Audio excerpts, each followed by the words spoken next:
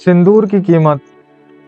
आखिर ये कहानी क्या है और ये पूरी घटना क्या है? शादी किसी लड़की से कोई और करता है और उसके साथ सुहागरात कोई और मनाता है।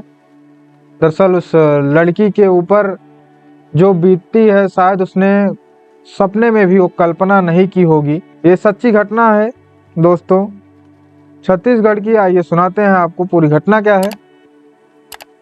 नमस्कार, आदाब, सत श्री अकाल दोस्तों। एक नागेंद्र नाम का लड़का होता है जिसकी शर्मिला नाम की लड़की से शादी होती है। शादी तो होती है बट नागेंद्र के घर में जो दबदबा चलता था, या यूं कहें तो जो उसका ऑर्डर चलता था, वो उसके भाई का चलता था। नागेंद्र के बड़े भाई का नाम सुरेंद्र था। सुरेंद्र का जो भी हुक्म होता वह सुरेंद्र के पूरे घर वालों को मानना पड़ता था।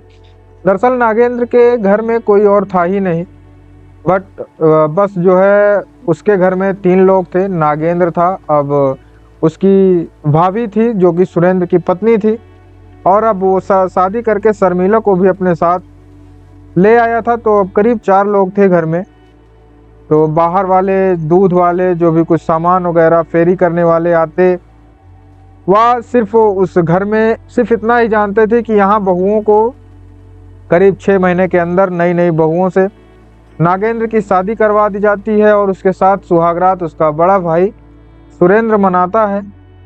और जबरन जब बहुएं या औरतें वो विरोध करती हैं तो जबरन उस लड़की को मार दिया जाता है और उसकी आत्महत्या कर दी जाती है, या वो कहे गला दबाकर या किसी तरह उसे मार पीट कर उसकी लाश को एक ऐसी जगह पे फेंक दिया जाता है जहां से उसका पता ही न चल पाए।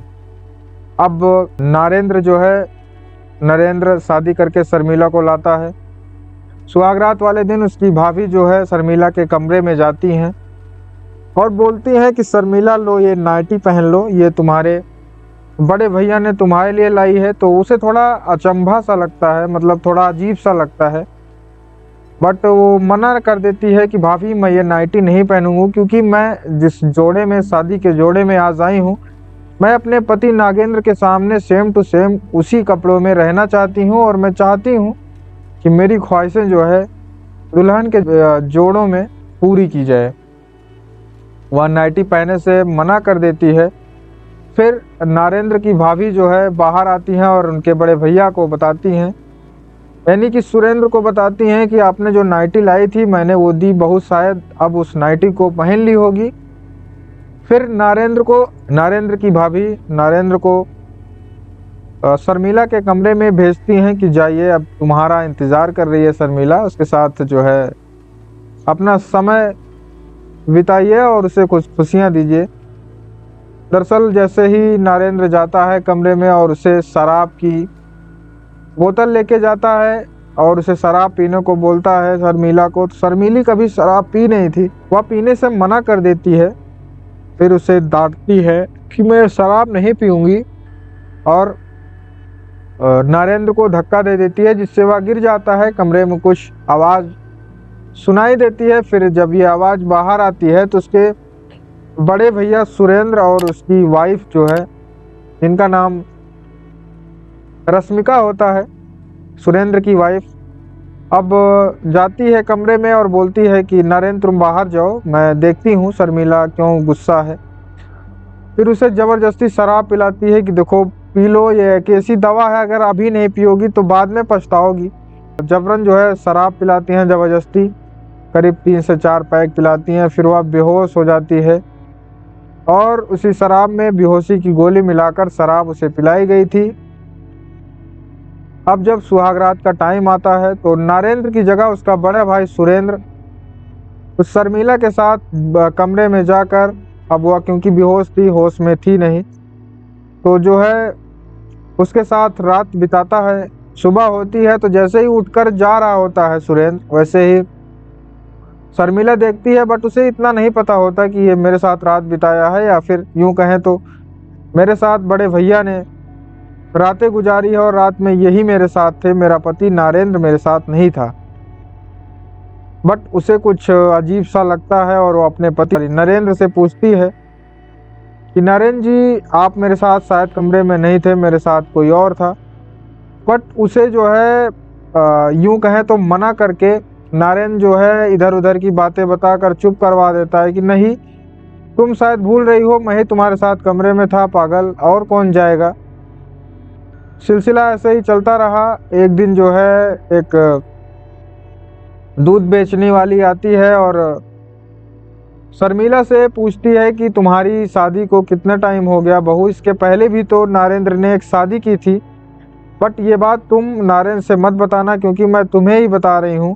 और उसे इन लोगों ने मार दिया, उसके साथ बहुत बुरा किया। अब तुम संभल जाओ, शायद तुम्हारे साथ भी ऐसा कुछ होने वाला है, तुम अपने तरफ से सावधान रहना।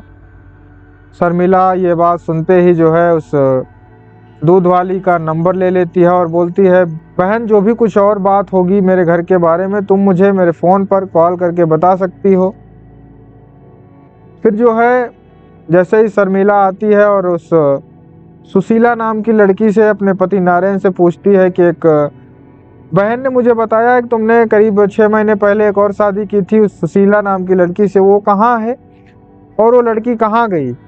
तो बहुत कुछ झगड़ा होने के बाद ये लोग कुछ बताते नहीं थे। फिर शर्मिला चिल्ला चिल्ला कर पूछती है कि बोलो नहीं तो मैं अपने मायके वापस चली जा रही हूँ।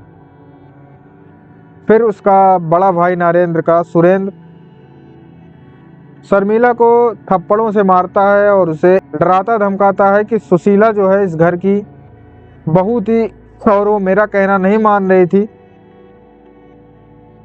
मैंने उसके साथ रातें बिताई, वह इस बात के लिए राजी नहीं थी, इसलिए जो है मैंने उसे मार दिया। अगर तुम भी मेरी बात नहीं मानोगी तो तुम्हारा भी यही हाल होगा, चुपचाप से जो मैं बोलता हूँ वो करती जाओ। ये सुरेंद्र जो है जिस लड़की से शादी किया था वो एक पहले नाचने वाली लड़की थी, तो उस नाचने वाली लड़की से पूरी रात जो है डांस करवाता और उसे शराब लाने को बोलता, फिर उसके साथ रातें रंगीन करता। बड़ा ही दुष्ट बदतमीज टाइप का व्यक्ति था। और फिर उससे जब इसका पेट नहीं भरता था तो सुरेंद्र किसी की भी बहू बेटियों पर अपनी गंदी नज़र डालता और उन्हें गंदी नज़रों से देखता।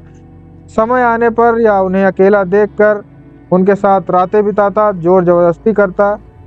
इसकी हैवानियत कुछ इस कदर बढ़ गई थी कि वह अब अपनी इसकी सगे भाई की पत्नी को भी नहीं छोड़ा, शर्मिला के साथ भी रेप किया और उसके साथ जोर ज़बरदस्ती की। फिर एक दिन जो है शर्मिला को रस्सियों से बांध दिया गया, उसका सारा कपड़ा उतार कर उसे नग्न अवस्था में सुरेंद्र ने बांध दिया और उसे बोला कि तुम्हारी अक्ल जब तक ठिकाने नहीं आ जाती, या यूं कहें तो जब तक तुम मेरा कहना नहीं मानने लगती, जो मैं बोलूं तुम्हें वही विचारों पर चलना होगा, जो मैं बोलूं वही करना होगा।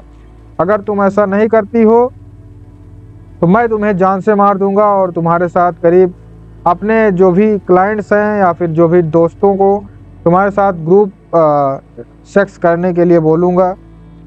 वह बेचारी बहुत रो रही थी। फिर उसके फ़ोन पर जो है उस दूध वाली का कॉल आता है और दूध वाली से चिल्ला चिल्ला कर रो रो कर बताती है शर्मिला कि बहन मुझे बचा लो, मुझे इस घर में घुटन सी महसूस हो रही है, ये लोग मेरे साथ बहुत बुरा अत्याचार कर रहे हैं, तुम ही हो जो मुझे इस नर्क से बचा सकती हो, क्योंकि मेरे माँ बाप की बात मेरे से नहीं होती। ये लोग जो है दूसरा सिम ला के दिए हैं, उनका नंबर भी फ़ोन स्विच ऑफ होता है और ना ही मेरी बात ये लोग मेरे घर वालों से करवाते हैं, तुम ही हो जो कि मुझे इस दलदल से निकाल सकती हो। दूध वाली उनके घर आती है रात में, जब वह नग्न अवस्था में थी, को अपना एक कपड़ा देकर उसके साथ बोलती है कि बहन बैठो, मैं आज सब ठीक कर दूंगी। फिर दोनों मौका पाते ही घर से भाग जाती हैं। घर में पता चलता है सुरेंद्र और नरेंद्र को कि शर्मिला भाग गई है।